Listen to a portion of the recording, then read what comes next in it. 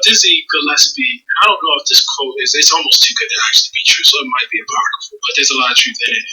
Was allegedly asked about bebop one time, and he said we wanted something, quote, that they can't play. It's just something that we so wrong. So wrong. Yeah, but it's like we're hiding again. We did jazz, we gotta hide again. We're always trying to hide. Yeah. You know what I mean? Because they're up on this, so now we gotta hide. We gotta go. You know what I mean? Do something else that is our own. And so in that sense, you're right, man. That's we're constantly re-encrypting the culture to try to keep. It's a technology. Like we have that. But there's always a but. Yeah. There's always a but.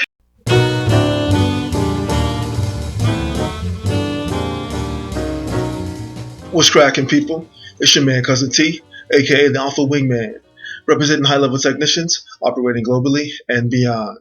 So today, I am doing this sort of special edition of the cold shower sessions, and usually I would have a guest with me, and we dialogue back and forth, discussing certain topics, covering sort of the interpersonal dynamics between men and women in the context of the modern dating, mating, relationship space. And today I am just going to play off of the clip that I presented at the beginning of this particular podcast. And that clip comes from the podcast Still Processing, which is hosted by Jenna Wortham and Wesley Morris. This is from an episode from 2018, and it's overall a review of the movie Black Panther when it was first released in February of 2018.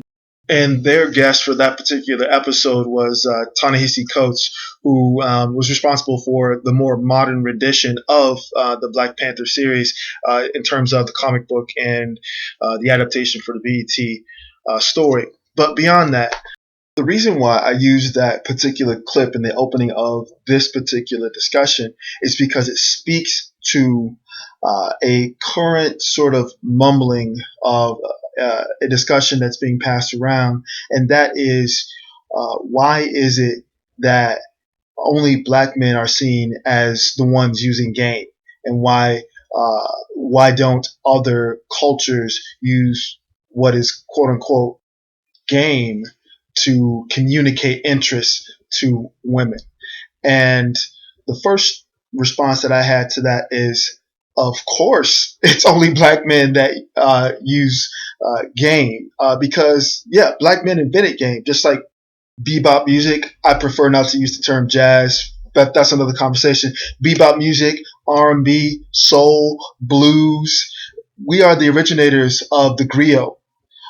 We originated using a form of communication in order to describe an action, to describe an activity, to use stories to communicate interest and to communicate intent, the original perfecters of the parable. So yes, absolutely, black men use game, whereas other men do not. It's a part of our culture. It's a part of our ism. It's a part of how we properly communicate our potential romantic interest in someone in our own unique style, flavor, and cadence. So when a person, especially, and I got to do it, unfortunately, when a person who would be identified as quote unquote non-select and or an educated lane attempts to qualify the black man's use of quote unquote game as an indictment or something to critique or to be critical of, that shows their lack of depth of perspective when talking about certain things and really reinforces the need to stay in one's own lane or the need to have a more holistic conversation about a subject and include those who are participants in said lane that you're attempting to swerve into, aka black men who discuss the modern dating, relationship, and mating scene. This is why there are multiple channels that discuss different things, and why certain people have a level of competency in certain topics like technology or finance or history or cuisine, culinary arts, or even traveling to foreign countries to get transactional sex. In any case, part of the issue and part of the reason why the term quote unquote game and the whole concept of game is cast in a negative context is because those who have been trying to copy the strategies, copy the rhythm, the cadence, the pace, and the methodology behind those who originated game or ism or what it has evolved into over time, because it didn't really start out with the label of game. So if we go back in history just a little bit, we know that we had something that was known as sweet talk. Then it evolved into jive talk. Then it evolved into rapping to a woman.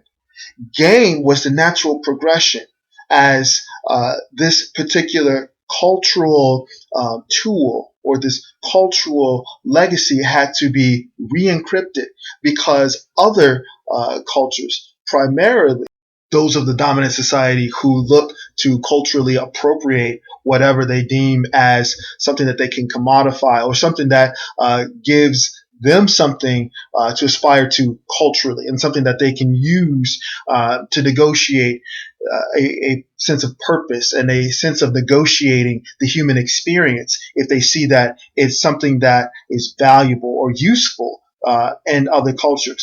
And this is only compounded by the quote unquote Carlton or the quote unquote educated lane when they attempt to identify certain signature aspects of would-be Black American culture and analyze its usage and look at it from the sterilized perspective of the ruling class. Because remember, when we look at the class system, and we'll use the master teacher BGS's octane model. When we use that scale and we talk about a Carlton or an educated lane that is usually identified with the either 89 or 92 octane space, remember the three components of that class, just primarily, just using it in a general sense. Obviously, there's exceptions to the rule and there's range within this, but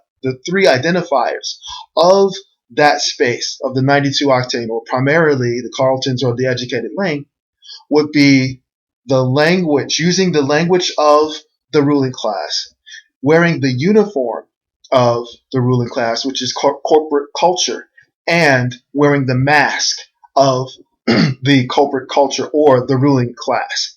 And so if that's the perspective of your depth of perception, your way of perceiving things, you perceive things from the perspective of the ruling class, of the cultural appropriators who did not originate said culture. So your indictment of those elements of the culture really speak to how disconnected you are. And that's why the quote-unquote educated lane or the Carltons get such a bad rap, because they don't know really what it is to have a more robust and nuanced cultural experience, because they have been cut off in order to be acceptable to the ruling class. So they're cut off from the true depth of perspective in the context of certain elements of the culture, like game, or like the music, or like the way in which certain members of a culture communicate themselves and their intentions with the use of media, art, music, language. And so just like what happened with jazz, just like what happened with R&B, just like what happened with rap or hip hop, what we now have is a modern, watered down, bastardized commercialized version of it. And so that is what the quote unquote educated lame, or the ruling class, or whomever their representatives are indicting. They're casting an indictment on the culturally appropriated version of the original. You see, they're casting an indictment on a copy, and that's disingenuous, and that's intellectually lazy. So instead of getting the real source of why black men use game effectively, okay, let's be clear. There are many channels of men who teach the methods and the techniques and the cadence of how to express yourself, how to express your romantic intentions to a potential partner, aka game, which now game has been appropriated. Game has been watered down. The usage of game has been attempted to be commodified, and so it's been misconstrued. It has been watered down, one, so that the people who did not originate it can understand how it works, and two, the people who did not originate it can feed it into bite-sized, digestible portions to the class of the people who did not even originate the game in the first place. Just like with all of the other cultural expressions throughout history.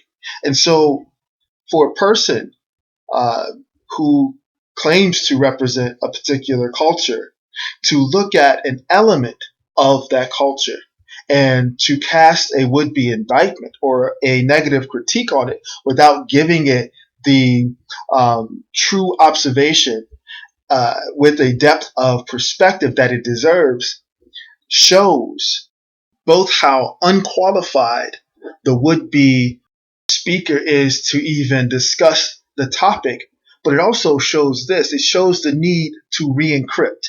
It shows the need to make something fresh, which is a central aspect, an element of our culture. And let me be clear. When I say our, I'm talking about Black American men, original Black American men, foundational Black American men, descendants of American slavery. However you want to ascribe the cultural representation, the originators of said game, the originators of ism, the originators of rapping, the originators of the jive, the originators of sweet talk. Once again, the time has come to evolve. That's what 2020 is all about, right?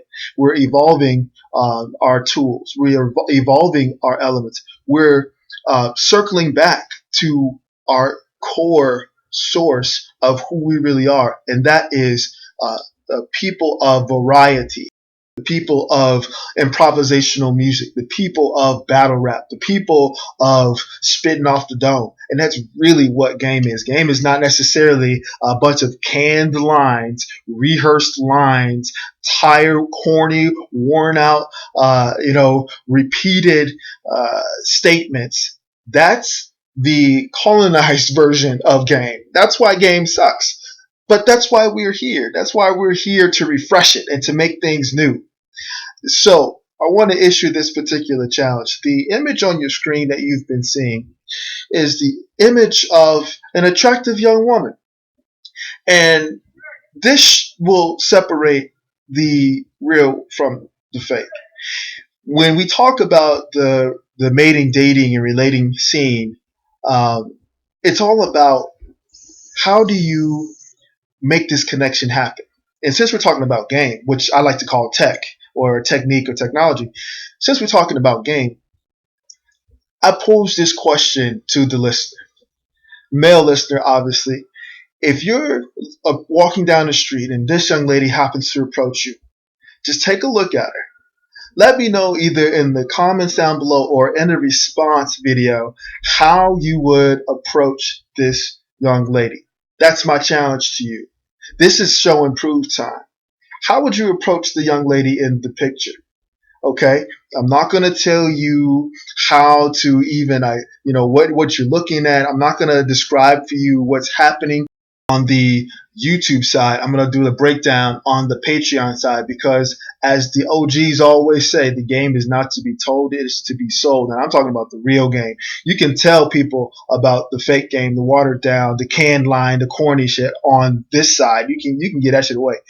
The real stuff, you got to pay for that.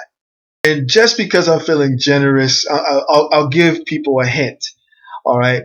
I did a webinar with the Field Master, Ron Wills. Shout out to Ron Wills, the Field Master. Go ahead and check out his channel. I did a webinar with him discussing what I call the K codes or the chaos codes or the elements of how women speak and how, as a man, you can effectively put together those elements in order to approach almost any woman. Holler at Ron Wills to get a copy or get your access of that webinar.